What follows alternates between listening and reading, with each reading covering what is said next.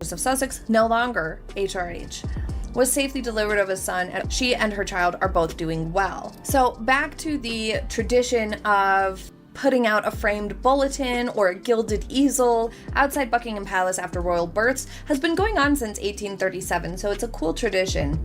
And George, Charlotte, and Louis' easels listed the doctors' names with signatures, birth weight and time, and referenced the royal family. Morgan is clearly not holding back this time. And what makes this situation even more intense is the fact that his claims are no longer standing alone.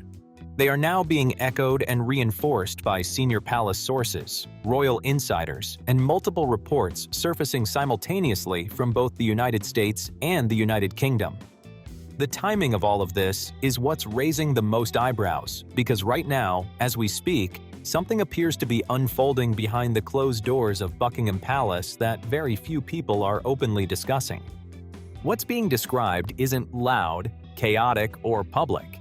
It's something much more controlled than that. A quiet, calculated, and highly methodical process that's happening away from cameras and headlines. And here's where it takes a serious turn. This is not centered on Prince Harry. It's not directly about Meghan Markle either.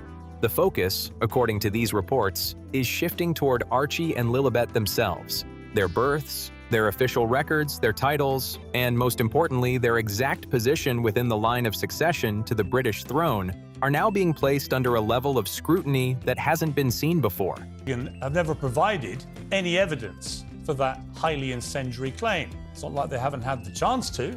After all, they pumped out 6 hours of self-indulgent bilge on Netflix, trashing Britain and the press for its racism. And once you start hearing what investigators are allegedly uncovering, the situation begins to look far more serious than people initially assumed.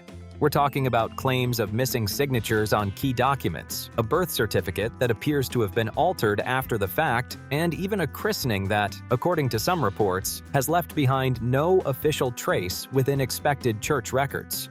When you stack all of that together, it becomes a lot clearer why Meghan Markle is reportedly under intense pressure right now, with insiders suggesting she is struggling behind the scenes inside that Montecito home. So stay with me, because this isn't just a collection of random claims or disconnected headlines. And Meghan Markle's surrogacy scandal has entered the mainstream media domain. Every part of this story ties back to something Piers Morgan has been repeating for months, long before this wave of attention really took off. He has consistently pushed one central idea into the public conversation, and now people are starting to connect the dots. And at the core of it all, Piers Morgan keeps coming back to one very simple question, one that, for whatever reason, much of the mainstream media seems reluctant to address directly. A very simple question, but one that carries serious weight once you really think about it. If Harry and Meghan continue to actively use their Sussex titles across every major deal, every business pitch, and every brand partnership they're involved in, while at the exact same time presenting themselves publicly as victims of that very same institution, then what exactly are people supposed to make of that? Harry and Meghan, it's more a case of never reign and never abstain, especially when it comes to nauseating self-publicity, which invariably backfires. Piers Morgan doesn't soften his stance on this at all. He calls it what he believes it is, hypocrisy, and not just on a small scale, but something much bigger. From his perspective, those titles are no longer just part of their identity. They are being used as a core asset. Official statements tied into major negotiations with platforms like Netflix and embedded into the rollout of lifestyle brands and public ventures. In that sense, the Duke and Duchess of Sussex becomes more than a title. It becomes a brand in itself, something that carries recognition, influence, and value. In Meghan, it's a bit like criticising the police force. I often criticise the Met Police. My uncle was a commissioner in the Met Police. Doesn't mean that I don't believe in having a police force. You can criticise the monarchy and say, here are the fault lines, and do it clumsily. But why would they want to inflict on their children royal titles that make them part of the royal family worldwide and expose them to the misery and pain and trauma which Harry tells us he suffers on an hourly basis, normally for large checks, by the way. And now, according to critics like Morgan, the conversation is evolving even further, because there's a growing sense that this same branding is beginning to extend beyond just Harry and Meghan, and toward the next generation as well. Prince Archie, Princess Lilibet.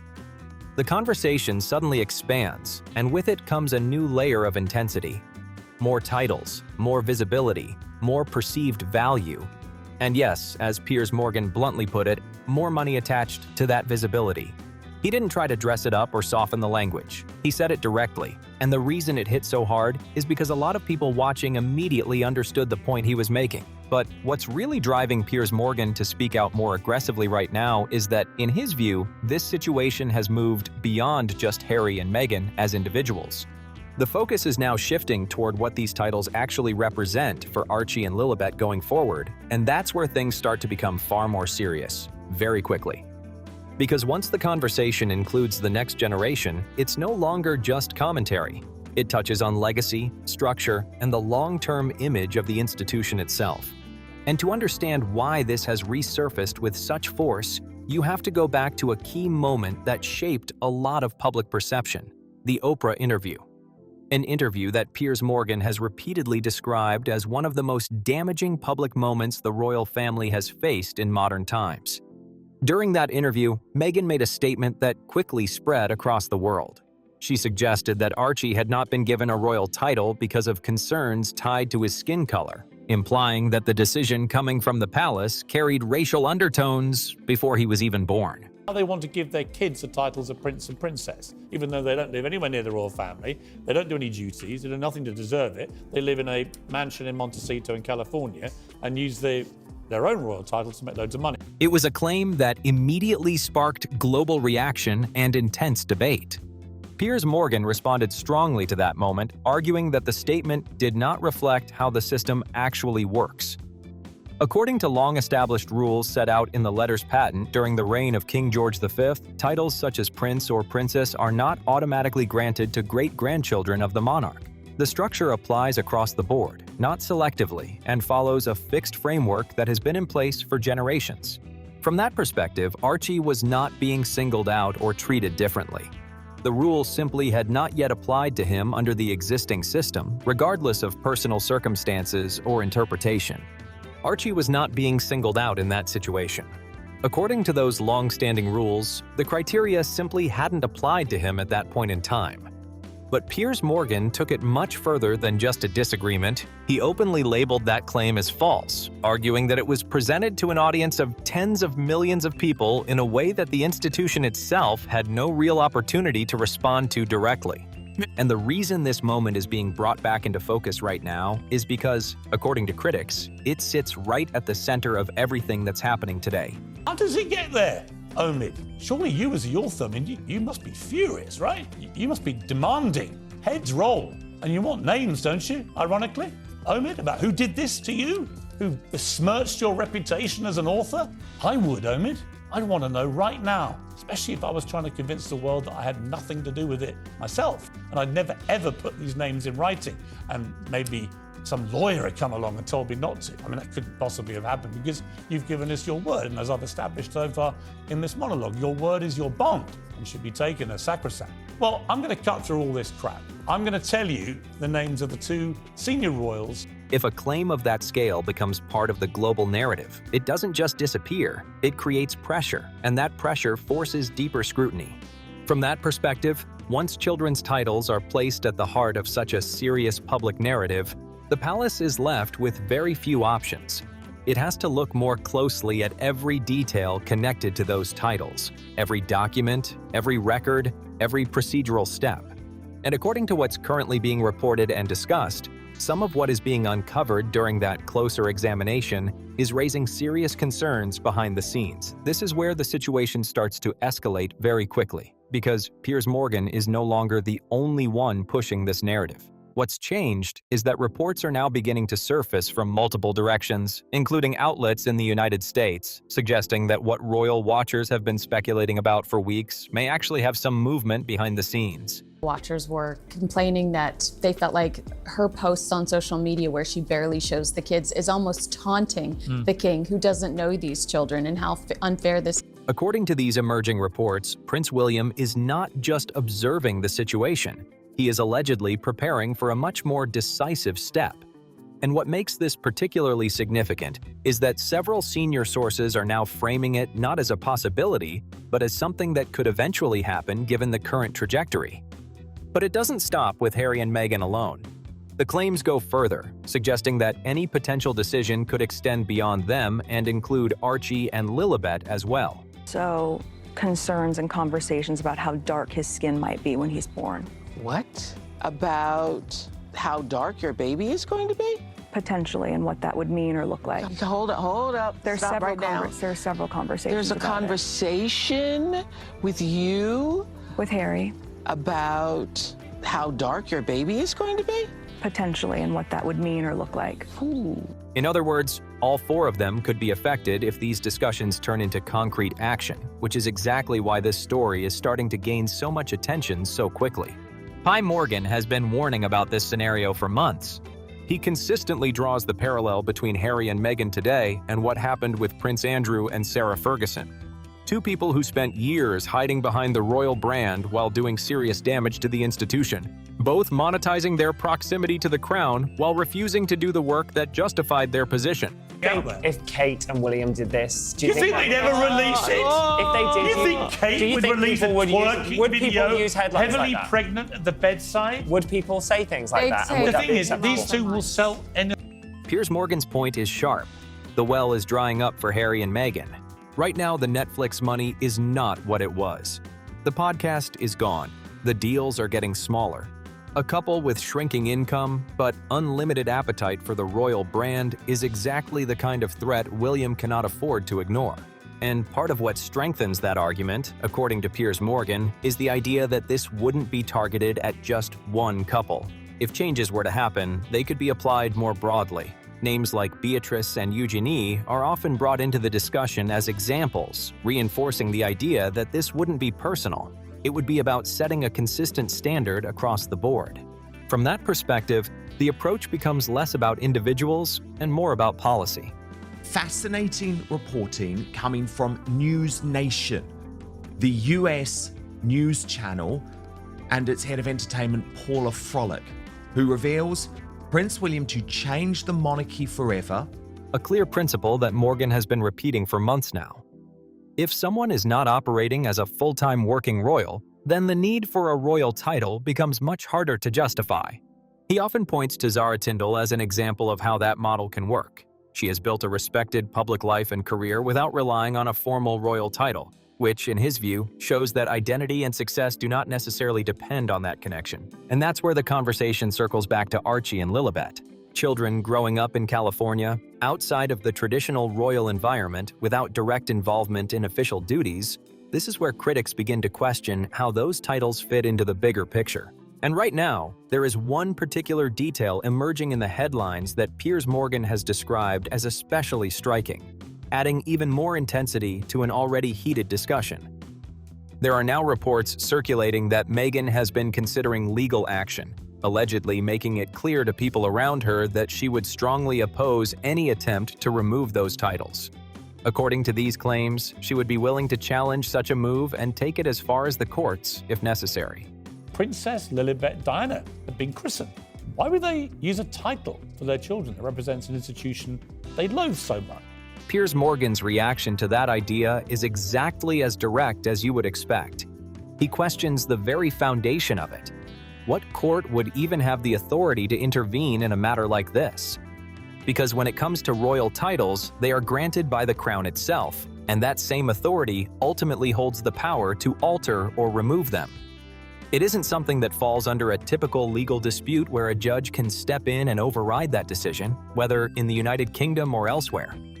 From that perspective, Morgan argues that the situation isn't as straightforward as simply taking it to court, and the belief that it could be handled that way raises even more questions about how this entire situation is being viewed behind the scenes. The situation in Montecito, at least according to these reports, is becoming increasingly tense. But what's really sending shockwaves through royal circles right now goes far beyond titles, public image, or even the ongoing criticism. There is another layer to this that Piers Morgan has described as something truly unprecedented in modern royal history. dealt with a bit more, you could call it aggressively, when it came to errant members of a royal family. You sent them off to war and hoped that war took care of the rest, sort of thing. And so I think in this sort of modern era, you do actually need some way to, discipline may sound like a harsh word, but to share with them, hey, you're part of this. You have to be a situation like Harry, because Harry and Meghan left in part because they thought they could just do whatever the heck they wanted. Nobody was going to tell them no.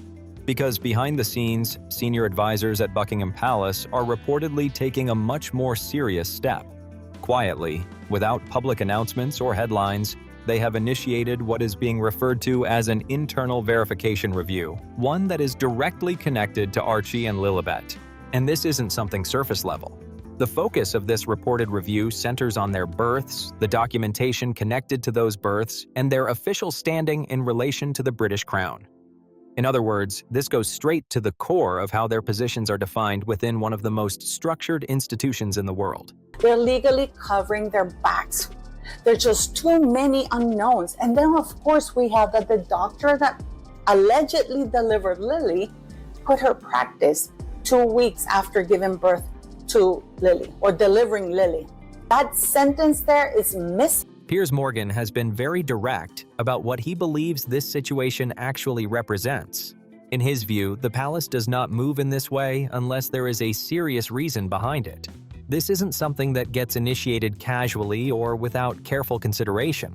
The monarchy, above almost everything else, is built on consistency and clarity, and it tends to avoid uncertainty wherever possible, even more than it tries to avoid public controversy. Nobody set out to destroy you.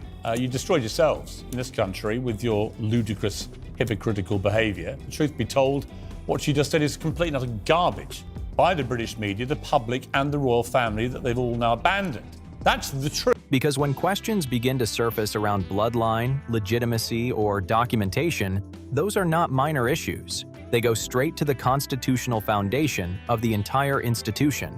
And according to what current sources are suggesting, those kinds of questions have now reached a point where they can no longer simply be ignored or dismissed. So the focus turns to something very specific: Archie's birth certificate, a document that, in this context, is not just administrative, it carries constitutional weight.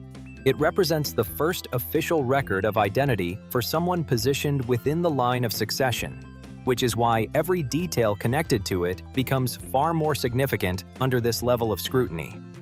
A document like that is supposed to be straightforward, permanent, and completely consistent over time. But what has drawn attention is the fact that it was reportedly modified months after Archie's birth.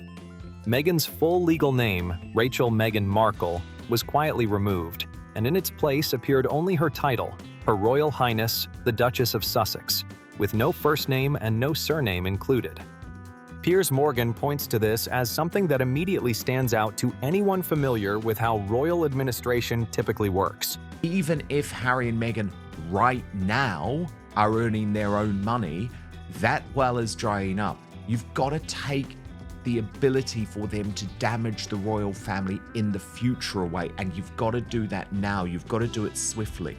In a system that relies heavily on documentation and procedure, changes like that are not casual or automatic. Edits of that nature are extremely rare. They require a formal request, an approval process, and an official record of the change being logged. In other words, multiple steps, multiple people, and a clear paper trail are normally involved whenever something like this is altered. When investigators reportedly tried to get a clear explanation for that change, what they found only added more confusion. The accounts coming from different sides simply didn't line up. Meghan's team suggested that the request came from the palace, while palace insiders pointed back in the opposite direction, indicating it was pushed from Meghan's side. Instead of one consistent explanation, what emerged were conflicting statements, no unified version of events, and no clearly visible paper trail that fully explained why the document had been altered in the first place. And then there's another detail that continues to raise questions: the birth announcement itself. Prince William doubles down. According to multiple sources, it's now a matter of when, not if, he strips Prince Harry and Meghan Markle of their royal titles. Traditionally, every royal birth follows a very specific and well-established sequence. There is a verified confirmation of the birth, an official medical statement signed by named doctors, and a formal palace bulletin released to the public. It's a process designed to be clear, structured, and fully documented. But in Archie's case, that sequence appeared to break down. The public was initially told that Meghan had gone into labor, only for it to later emerge that Archie had already been born. Hours passed without clear updates.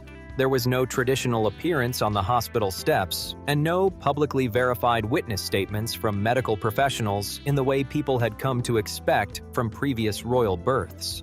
It just really kind of boggles the mind. I mean, just for titles, for example. So when Archie was first born, they said they didn't want him to have a title. He was going to be a private citizen. I was like, bravo, you understand. He's not going to be a working member of the royal family. He is going to have to live a normal life, get a normal job. That is fantastic. And then it came out later in the Oprah Winfrey interview. Well, they denied him a title and security because he is a mixed race child. And then it was kind of like, the announcement itself also stood out for another reason. Unlike the announcements for George, Charlotte, and Louis, this one did not include signatures from the attending doctors. That might sound like a small detail at first, but Piers Morgan has repeatedly emphasized that those signatures are not just a formality or tradition, they serve a much more important purpose. They are there to provide verification. In the context of royal protocol, those medical confirmations exist because a birth connected to the line of succession is expected to be officially documented and independently verified. That's why their absence has continued to draw attention, and why some critics argue it cannot simply be explained away as a preference for privacy. And then the focus shifts even more intensely to Lilibet. This is where, according to reports, palace attention is currently most concentrated. And Meghan playing games that resulted in people unnecessarily questioning things. Every toxicity thing is result of them. Lilibet was born in California, and her birth was announced entirely through Harry and Meghan's own team rather than through the traditional royal channels. There were no British doctors involved, no royal medical staff present, no formal palace bulletin issued, and none of the visual markers people are used to seeing, like the easel announcement outside Buckingham Palace. 17 piece. For a celebrity, perfectly normal. For a child who holds a position in the British line of succession, a break from hundreds of years of protocol that the palace is now examining very closely, and then the detail causing the most alarm in royal circles right now. When palace advisors checked Church of England records connected to Lilibet's California christening, they reportedly found nothing. No entry, no registry record, no confirmation from any bishop. No acknowledgement from the Archbishop's office whatsoever. P.I. Morgan is direct. A royal christening is not a photo opportunity. Meghan's Netflix series, released to the world this morning, is packed with, well, not really revelations, are they? It's sort of rehashed old revelations with a new twist. As it turns out, we've apparently been wrong all along. Britain is a nasty, racist hellhole where only magnificent Meghan stood up to all this and the world's biggest victim. In a typical celebrity context, that kind of approach wouldn't raise many eyebrows. Private announcements, limited details, and a controlled release of information are fairly standard in that world.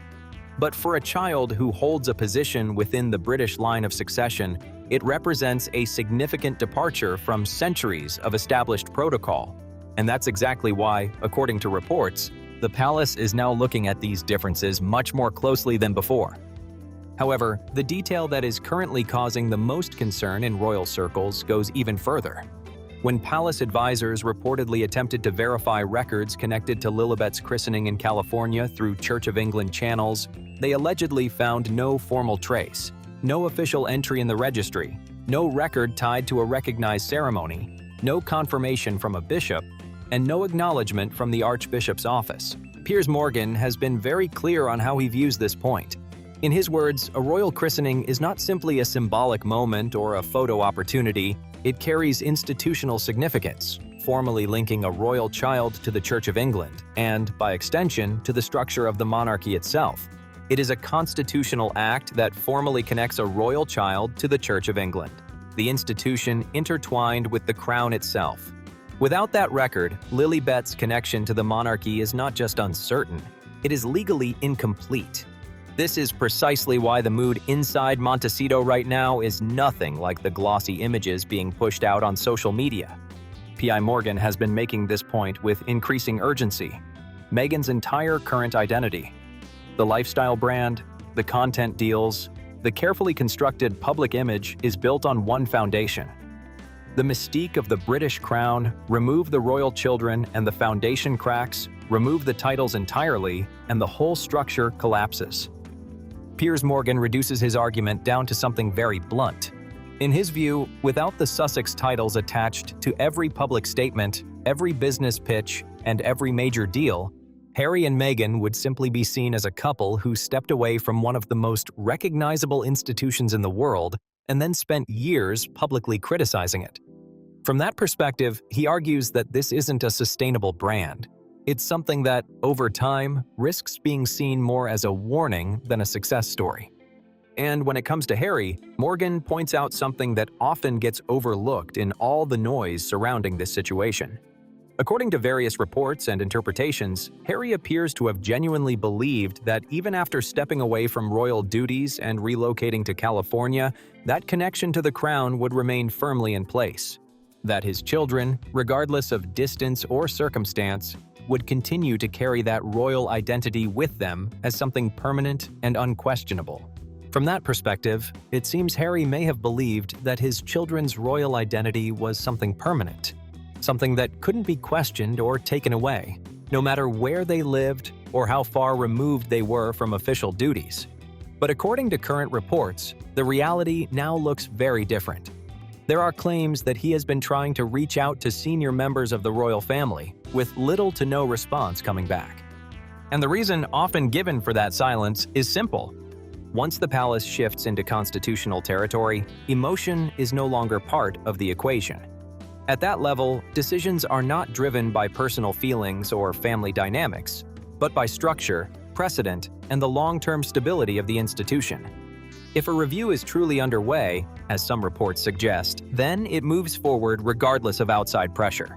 Nothing said publicly by Harry or Meghan would be enough to stop that process once it begins.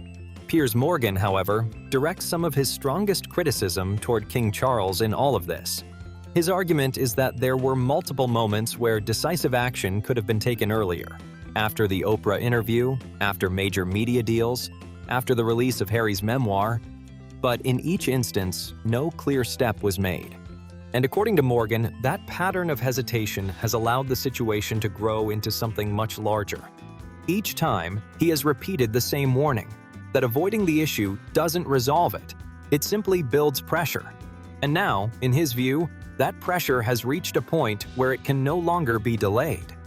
The responsibility is shifting toward Prince William, who many believe will ultimately have to address it. Because unlike before, this is no longer something unfolding quietly in the background. It has reached a stage where decisions may need to be made, and William, having watched everything develop in real time, is now seen by some as the person who understands exactly what is at stake moving forward. He is not expected to approach this emotionally or make decisions based on personal sentiment. The expectation, according to many observers, is that he will prioritize protecting the institution above all else. After all, his own children, George, Charlotte, and Louis, are directly tied to the future of the monarchy, and whatever decisions are made now will shape the structure they eventually inherit. So the real question becomes, where does this situation go from here? According to those closely following what's being described as an internal palace review, there are a few possible paths that could unfold when it comes to Archie and Lilibet's royal standing. The first scenario is what some describe as a quiet freeze. In this case, the titles would technically still exist on paper, but they would no longer be actively recognized or used in any meaningful way. No announcements, no direct confrontation, just a gradual fading from relevance, almost like a slow and silent step back from the spotlight. The second possibility is a quiet reclassification. Again, without any major public statement, their names could begin to disappear from official platforms and formal listings, shifting them into the category of private individuals living entirely outside of the royal structure, with a much clearer separation from the institution. And then there's the third option, the one Piers Morgan suggests is now genuinely being considered. The third outcome is the most serious, and the one that changes everything. A formal removal. If, as part of this reported review, it cannot be clearly verified that all royal birth protocols and lineage standards were properly followed, then the Crown would have the legal authority to remove titles and official recognition entirely. No spectacle, no public confrontation, just a decisive move made to protect the structure of the institution itself. Piers Morgan's position hasn't changed, but now it carries far more weight given everything that's unfolding. In his view, the monarchy always protects itself first. The Crown survives, people, reputations, and public narratives don't always. And that's what makes this moment so serious. Because if everything Harry and Meghan have built over the past few years is tied to that royal connection, then the real power still sits with the palace. They control the titles, the legitimacy, and ultimately the narrative. And if it comes down to it, one decision at the highest level could redefine everything they've created. So now I want to hear from you. Here on Throniza, we break down the stories others avoid. So tell me, do you think the palace should go public with everything or handle this quietly behind closed doors? Because one thing is certain, this story is far from over.